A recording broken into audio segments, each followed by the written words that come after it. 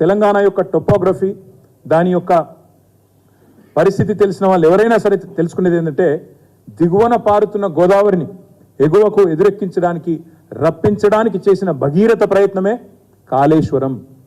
తెలంగాణ రాష్ట్రానికి కామధేనువు, తెలంగాణ రైతాంగానికి కామధేనువు కాళేశ్వరం. తెలంగాణను కరువు నుంచి కూడా గట్టెక్కించే కామధేనువు కాళేశ్వరం. తాగునీటికి సాగునీటికి దేనికి ఇబ్బంది లేకుండా చేసే అద్భుతమైన కామధేనువు కాళేశ్వరం.